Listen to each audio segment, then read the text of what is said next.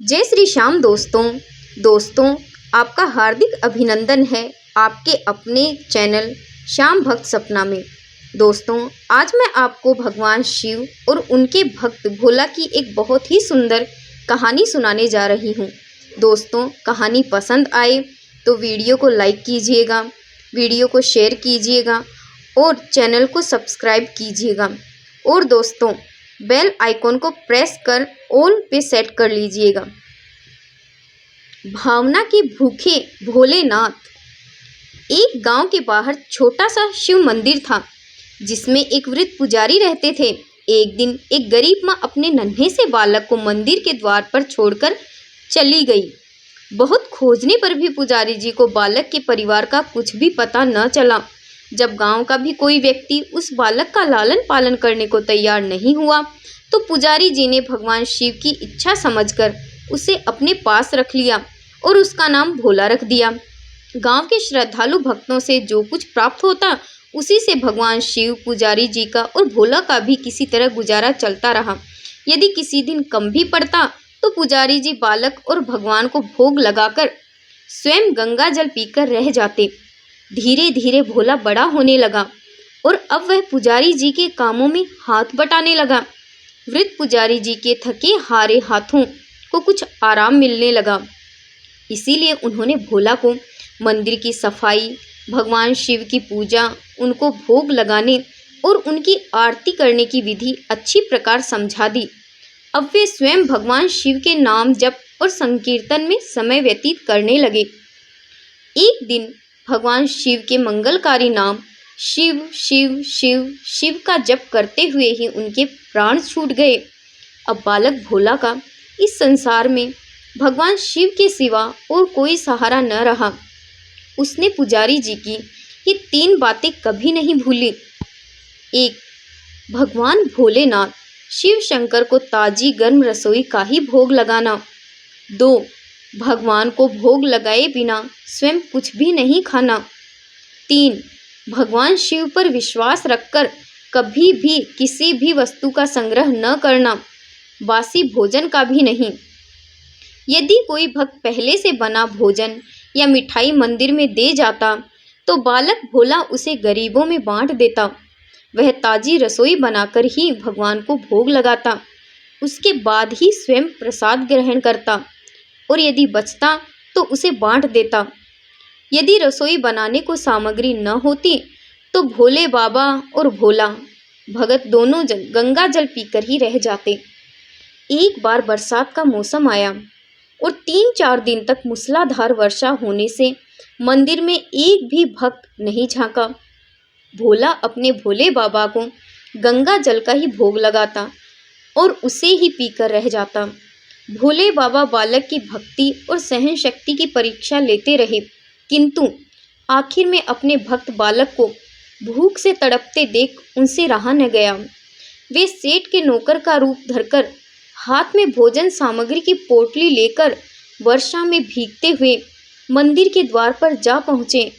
उन्होंने आवाज़ लगाकर भोला को बुलाया और उसके हाथों में पोटली देते हुए बोले, सेठ जी ने यह कच्चा राशन भेजा है, इससे रसोई बनाओ, भोग लगाओ और स्वयं भी प्रसाद पाओ। मैं कल फिर आऊँगा।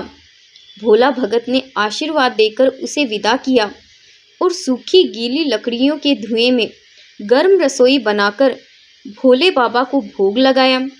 पूरे बरसात के मौसम में भोले बाबा नौकर के वेश में भोला भगत को सीधा देने आते रहे और स्वयं भी गर्मा गर्म रसोई का भोग पाते रहे। एक दिन भोला भगत ने सोचा कि सेठ जी को कच्चा राशन भेजते हुए 4 महीने हो चले हैं, किंतु वे स्वयं कभी मंदिर में भोले बाबा का प्रसाद ग्रहण करने नहीं आए। अगले दिन जब भोले बाबा नौकर के वेश में सीधे की पोटली देने आए तो भोला भगत उनसे बोला, भाई तुम्हारे इतने धर्मात्मा सेठ जी कभी स्वयं मंदिर में प्रसाद लेने नहीं आए, इस कारण मेरा हृदय अत्यंत दुखी हो रहा है। अपने सेठ जी से कहना कि कल वे भी मंदिर में प्रसाद ग्रहण करने अवश्य पधारे। सुनकर नौकर बने भोले बाबा चौंक कर घबरा उठे और बोले, पुजारी जी सेठ जी के द्वारा आपको कच्चा राशन भेजते हैं, आप इससे भगवान को भी भोग लगाते और स्वयं भी प्रसाद पाते हैं, फिर सेठ जी को बीच में बुलाने की क्या ज़रूरत है? जैसा चल रहा है वैसे ही चलने दीजिए ना। भोला बोला, ऐसे कैसे चलने दूं? आपके धर्मात्मा सेठ जी इतने दिनों से कच्चा राशन भेज रहे हैं, क्या मैं उन्हें भगवान का प्रसाद देने का अपना कर्तव्य भी पूरा न करूं? मैं किसी का उधार खाने वाला नहीं हूं। अपने सेठ जी से कह देना कि यदि कल भोले बाबा का प्रसाद ग्रहण करने न पधारे तो मैं उनका कच्चा राशन लेना बंद कर दूंगा। नौकर बने भोले बाबा तो अपने भोले भगत की अकड़ देखकर कांप उठे और यह सोचकर मन ही मन हंसे कि वाह, आज तो लेने वाला ही देने वाले पर धौंस दिखा रहा है। लेकिन सरल हृदय भक्त के मनोभावों पर रीझकर वे बोले, ठीक है पुजारी जी, कल सेठ जी मंदिर में प्रसाद ग्रहण करने जरूर पधारेंगे। दूसरे दिन बड़े सवेरे ही भोले बाबा नौकर के वेश में दूध और बहुत सारी भोजन सामग्री लेकर मंदिर पहुंच गए। भोला चौंकते हुए बोला, भाई आज इतना सारा सीधा किस लिए ले आए? नौकर बने भोले बाबा बोले, पुजारी जी भूल गए क्या? आज आपने सेठ जी को प्रसाद के लिए बुलाया है, इसीलिए आप छक्कर रसोई बनाइए और भोले बाबा को भोग लगाइए। हाँ, यह तो बता दीजिए कि सेठ जी किस समय पधारे। भोला ने प्रसन्न होकर उन्हें सेठ जी के आने का समय बता दिया। अब भोला भगत की इच्छा पूर्ण करने के लिए भोले बाबा कैलाश पर सेठ का रूप धारण करने लगे। इधर अपने स्वामी को एक प्यारे भक्त के यहाँ जाने का समाचार सुनकर ममतामयी अन्नपूर्णा माँ पार्वती भी भला कैसे पीछे रहती। वे भी पति की आज्ञा लेकर सेठानी का रूप धारण करने में जुट गई। भोले बाबा ने उन्हें अपने गले से मुंडों की माला उतार दी, शरीर पर लगी भस्म, कमर पर पहना हुआ बाघांबर और बाहों और कानों में पहने सर्पों के हार भी उतार कर रख दिए। उन्होंने एक मखमल का सुंदर कुर्ता धारण कर लिया, अपनी जटाएं सीधी कर गंगा और चंद्रमा को उसमें छिपा लिया और ऊपर से एक सुंदर रंग बिरंगी पगड़ी पहन ली। सदैव नंगे पैर विचरण करने वाले शिवजी ने आज अपने पैरों में रेशमी जूतियां धारण कर ली। हाथ का त्रिशूल और डमरू भोले बाबा ने नंदी के हाथ में थमा दिया और अपने हाथ में एक सुंदर छड़ी लेकर पार्वती जी के तैयार होने की प्रतीक्षा करने लगे। कैलाश पर चहलकदमी करने लगे। इधर पार्वती जी घंटों से तैयार होने में जुटी हुई थी। उन्होंने आज अपने पति देव के नगर में बनी सुंदर बनारसी साड़ी निकालकर पहनी, जिसका रंग सेठ बने शिवजी के कुर्ते से मिलान कर रहा था। उन्होंने सोने चांदी हीरे के जगमगाते हुए आभूषण धारण कर लिए, बगल में सुंदर सा पर्स ले लिया और भोले बाबा के बार बार आवाज़ लगाने के बाद श्रृंगार कक्ष से बाहर निकल आई। जब पार्वती जी और शिवजी ने एक दूसरे को सेठ सेठानी के वेश में देखा तो वे चकित होकर एक दूसरे को निहारते ही रह गए। दोनों एक दूसरे को देख देख कर निहाल हुए जा रहे थे।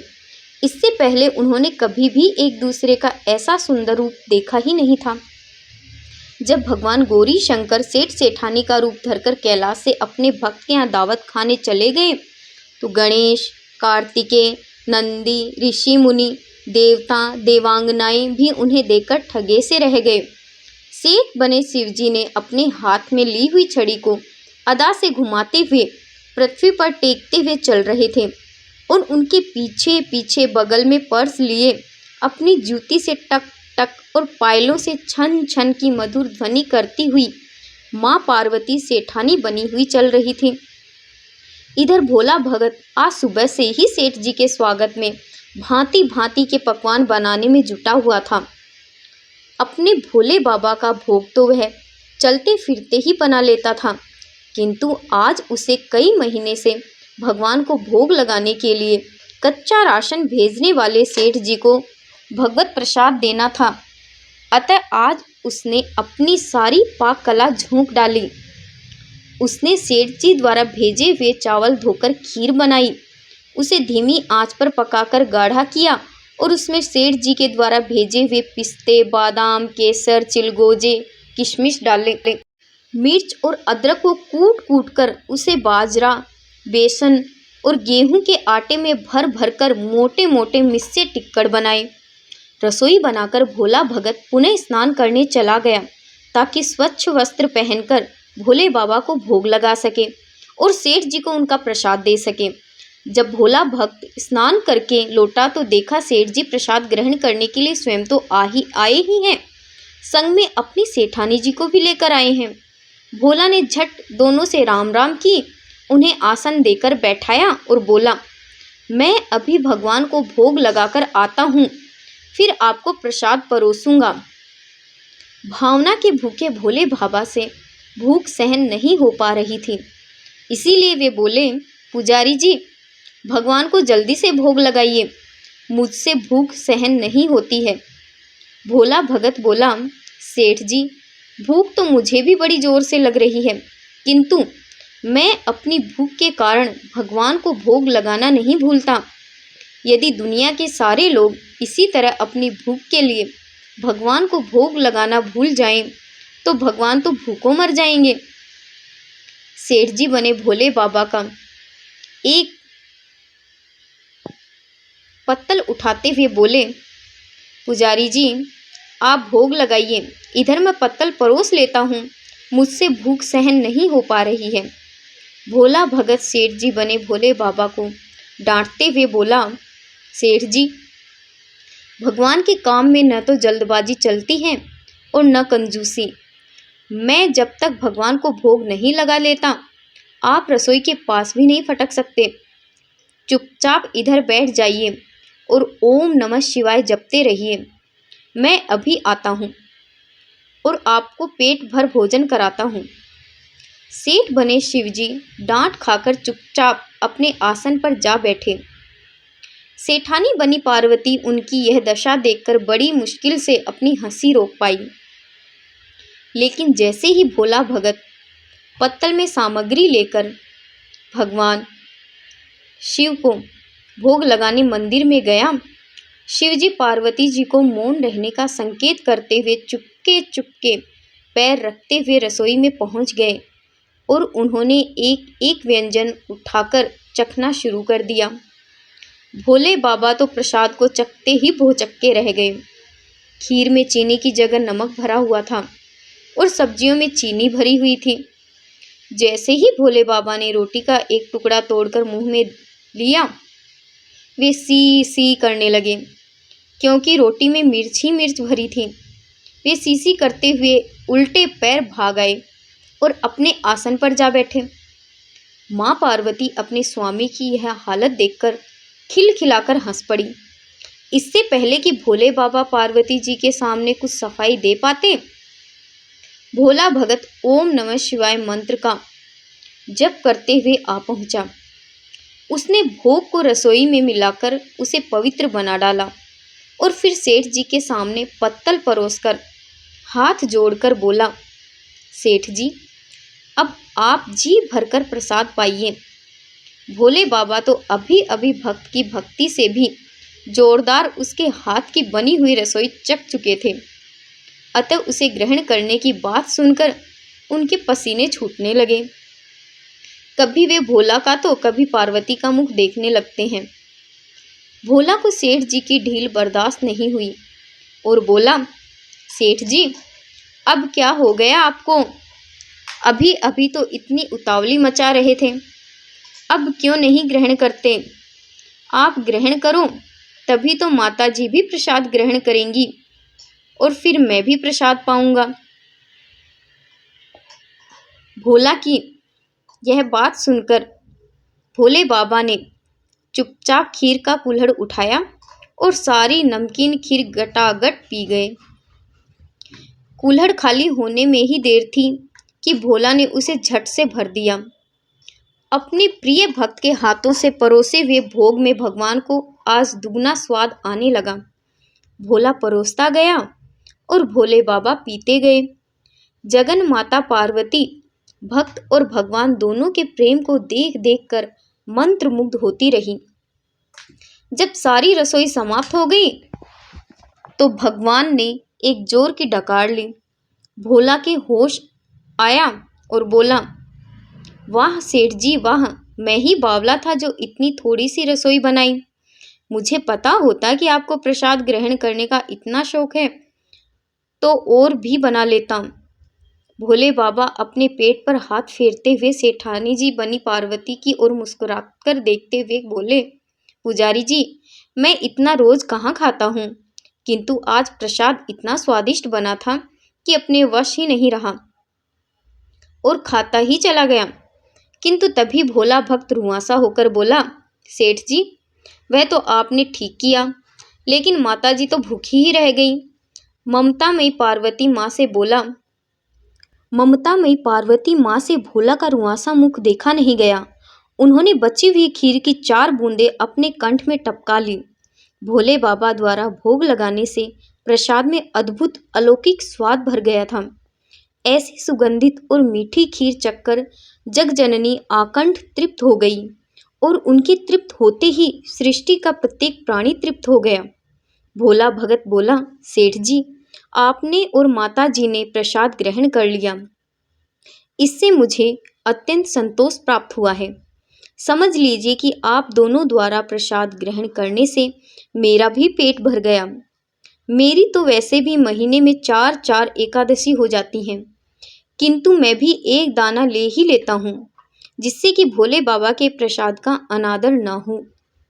यह कहकर जैसे ही भोला ने खीर के पात्र में लगा चावल का एक दाना उठाकर अपने कंठ में डाला, भूख प्यास मिट गई और समस्त वासनाओं और इच्छाओं की तृप्ति हो गई।